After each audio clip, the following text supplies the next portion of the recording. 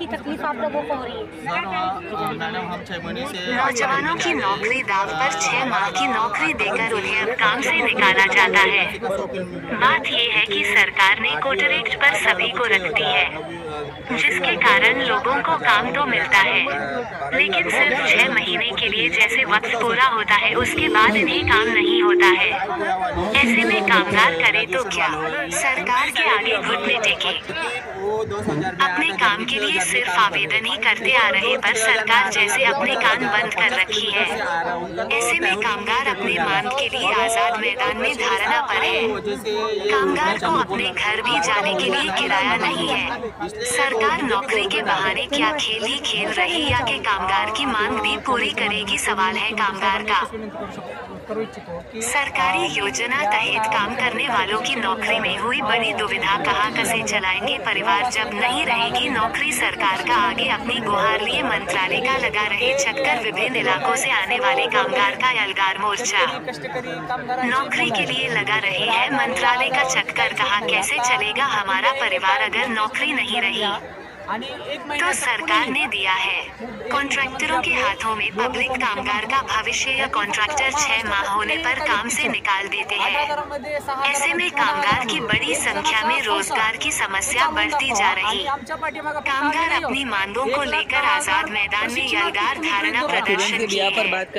कहा हमारी मांगों को पूरी की जाए। ऐसे में कैसे चलेगा हमारा परिवार? बेरोजगार की गुहार जिसे सरकार की है चुप्पी। आपका नाम बताइए सर। मी लक्ष्मण दानव चंद्रपूर आप कहाँ से आए हो? चंद्रपूर जिल्ह्याचे प्रतिनिधित्व करत आहे। मी आपल्या माध्यमातून महाराष्ट्र शासनाकडे मागणी करत आहे की आमच्या प्रशिक्षणार्थीचा फक्त कार्यकाल वाढवून द्यावा, एवढीच मागणी महाराष्ट्र मायबाप सरकारला आहे। धन्यवाद। क्या कहना चाहोगे? मॅडम मी धाराशिव होतो आणि आपल्या माध्यमातून मी सरकारला एवढं सांगू शकतो की आम्ही फक्त आमचा कार्यकाल वाढवतो।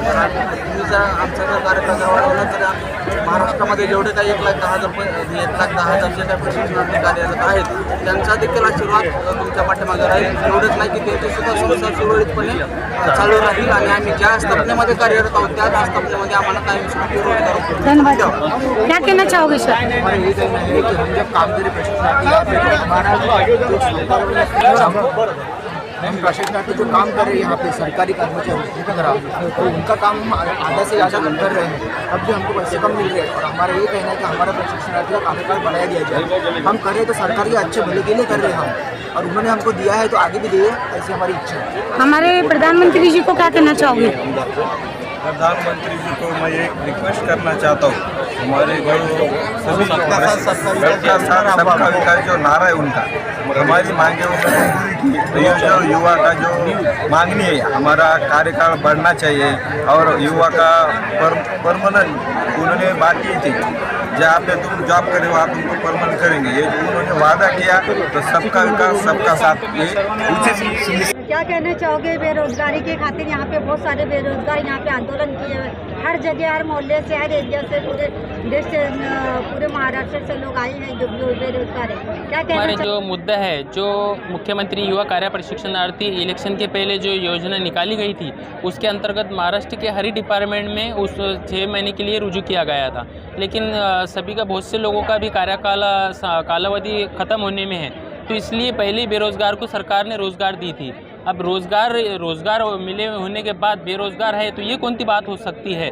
और विशेष करके लाडली बहन और लाडले बहन के बेस पर ये सरकार आई है, तो लाडला भाऊ देवा भाऊ एकनाथ शिंदे साहब ये कैसे इनको भूल सकते हैं? तो सभी ने ये उम्मीद लगा के रखी है कि हमारे को जो आस्थापना में काम कर रहे हैं, शिंदे साहब के खुद बोल था, स्टेटमेंट था कि जो आस्थापना में आप परमानेंटपने से काम करेंगे वही आस्थापना में आपको कायम स्वरूपी रोज़गार दिया जाएगा। 4.5 के अनुसार कायम स्वरूपी रोज़गार देने का उनको अधिकार है, लेकिन सभी इस उम्मीद के साथ में महाराष्ट्र के सभी प्रशिक्षणार्थी आज मुंबई में एल्गार महामोर्चा पुकारने के लिए यहाँ पर आए थे। और अपनी जब तक ये सरकार हमारे को लेखित स्वरूप से हमें GR नहीं निकालकर कार्यवाही बनाने का नहीं देती है, तो जब तक कि हम हमारा ऐसे ही कायम रखेंगे और हमारे साथ में कभी सकारात्मक चर्चा व निर्णय नहीं आता है तो हम कायदेशीर रूप से हम यहाँ पर आंदोलन करेंगे और हमारी मांगों के हक के लिए हम यहाँ पर लड़ाई लड़ने के लिए एकदम सक्षम रहेंगे। यही हम सरकार से उम्मीद करते हैं कि हमें फिर से हमारे को वहाँ पर कार्यकाल बढ़ाने के लिए सरकार ये हमारा फैसला ले। यही सरकार से हम उम्मीद करते हैं। बहुत आप लोगों को आशा है कि सरकार आपकी मांग पूरी करेगी, लेकिन नहीं हो रहा है। क्या कहना चाहोगे इस अवसर पर? मैम, इस बात पे हम यही कहना चाहेंगे कि आज का जो हमारा एल्गार मोर्चा है, ये मोर्चा हमने इसलिए निकाला है कि पिछले महीने में 16 जनवरी को हमने आंदोलन निकाला था, वो शांति प्रिय आंदोलन था हमारा। और आज हमारा एल्गार मोर्चा है। ये मोर्चा ऐसा है कि देखो, अभी सभी तरुण युवक रोजगारों को जो रोजगार दिया है 6 महीने का रोजगार, कभी 6 महीने का हो सकता है क्या? 6 महीने के बाद हम क्या करें, ये हमारे पास बहुत बड़ा प्रश्न है। हमारे माता पिता भी हमें ये पूछ रहे हैं कि तुम 6 महीने के बाद क्या करोगे? तुम पढ़े लिखे हो, तुम्हारे को नौकरी सरकार ने देनी चाहिए, तुम सरकार को क्यों नहीं मांगते? ऐसा घर पे भी हमें को माता पिता कह रहे हैं। तो हम आज इसकी वजह से हम यहाँ पर 6 महीने, हमारा कार्यकाल किसी का 20 दिन रह गया है, किसी का 1 महीना रह गया है, किसी का 15 दिन रह गया है। इसके बाद हम कार्य मुक्त हो जाएंगे। तो इसलिए हमारे सरकार से अभी देवा भाऊ, एकनाथ भाऊ और अजीत दादा पवार, ये तीनों की सरकार है, इनको हमारी एक ही विनती है कि हमारी मांगे पूरी करो और हमें पूर्ण तरह से रोजगार दे दो। पूरा रोजगार देना चाहिए, हमारे को परमानेंट करना चाहिए। जो उन्होंने बोला था, उनका स्टेटमेंट था एकनाथ भाई शिंदे का कि मैं मेरे लाडले भाइयों को, जैसे मैंने लाडली बहनों को 1500 रुपये महीना चालू किया, वैसे ही मैंने लाडले बहू को रोजगार दिया है। तो वो रोजगार भी मैं कायम कर दूंगा। 6 महीने के बाद मैं उनको उनके स्तर पर, उनके जहाँ कार्यकाल है वहाँ पे उस कार्य करे, वहाँ पे मैं उनको परमानेंट करूँगा, ऐसा एकनाथ भाऊ शिंदे ने कहा है। और वो शब्द नहीं पाला तो हम युवा है, युवा का उल्टा किया तो वायु होता है। और वायु एक बार ऐसे आंधी आई तो फिर वो किसी को भी नहीं रुकेगी।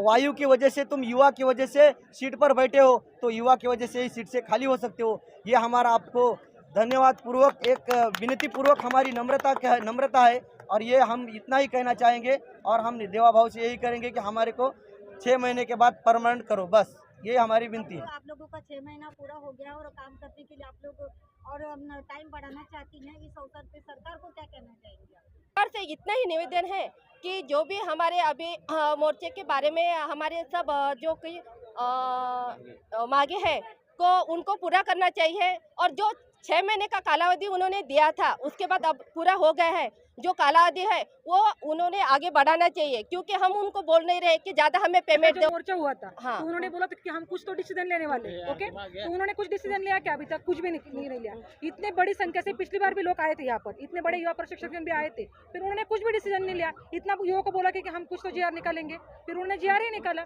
फिर से आज लोग हम सब इकट्ठा हुए हैं, अभी तक उनका डिसीजन यहाँ पर आया नहीं है। मेरी इतनी मांगी सबकी तरफ से कि जो हमारा कालावधि पूरा पीरियड है हमारा, वो हमें ज़्यादा नहीं, सिर्फ उन्होंने 6 मंथ दिया था ना, वो ज़्यादा बढ़ाना चाहिए। क्योंकि अब जो सब लड़के यहाँ पर है, लड़के लड़कियाँ, उनका सब एक ही सवाल है कि हमें ज़्यादा कुछ नहीं चाहिए। जो हमारी मुद्दत है, हमारे जो आस्थापन में जो हम कहाँ पर काम कर रहे हैं, उन्होंने क्या बोला था, एक मुद्दा है हमारे 4.5 में जीआर में, वहाँ पर उन्होंने लिखा था कि आस्थापन इच्छुक होगा तो हमें वो कंटिन्यू कर सकता है। पर मेरे आस्थापन में या अदर आस्थापन में ऐसा दिखा कि ऊपर से लोग प्रेशर डाल रहे हैं उन पर। ऑलरेडी आस्थापन बहुत इच्छुक है हमारे लिए, पर ऊपर से उनका इतना प्रेशर आ रहा है कि वो लोग इच्छुक हो के हमें रखने रहे। फिर हम 6 महीने के बाद करेंगे क्या हम लोग? बोलो ना। अभी ठीक है, कहीं ना कहीं बेरोजगार होने की हताशा लग रही है। हम ऑलरेडी बेरोजगार थे, अभी हम फिर से प्रशिक्षित बेरोजगार हो गए। हम ऑलरेडी बेरोजगार थे ही पहले से। उन्होंने कहा से हमें रोजगार दिया था 6 मंथ के लिए, फिर से हमें भी प्रशिक्षित रोजगार हो गए। फिर हम 6 मंथ के बाद क्या करने वाले? माई बाप सरकार को मेरा इतना ही कहना है कि जब आपने इतने 1,10,000 युवा प्रशिक्षणार्थी आपने आस्थापन में कार्यरत कहे, आपने एक कुछ तो 4 इसमें जीआर में बोला था कि आस्थापन डिसीजन ले सकती है, तब आप उन पे छोड़ो ना। आप उन पे डिप्रेशन क्यों डाल रहे हो कि वो क्या करने वाले? आप यही पे हमें लग रहा है कि कुछ तो कुछ डिप्रेशन आ रहे हैं उन लोगों पे, और वो लोग डिसीजन नहीं ले पा रहे। सब जगह पर यही था कि सिफारिश पत्र होगा तो उन लोगों का कुछ आगे देखेंगे, पर उन्होंने भी सिफारिश पत्र नहीं दिया हमको, क्योंकि उन पर डिप्रेशन आएगा इसलिए नहीं दिया ना। तो सरकार को मेरी यही विनती है कि जहाँ पर इतने लोग आज इतनी भीड़ से यहाँ पर है, तो सिर्फ सरकार ने हमारी तरफ से कुछ तो नहीं, पर थोड़ा हम सब लोगों का उन्होंने ध्यान रखना चाहिए और उससे लग के कुछ तो आज डिसीजन लेना चाहिए। डिसीजन नहीं लिया तो सभी है युवा यहाँ से अब हटने वाले नहीं आज।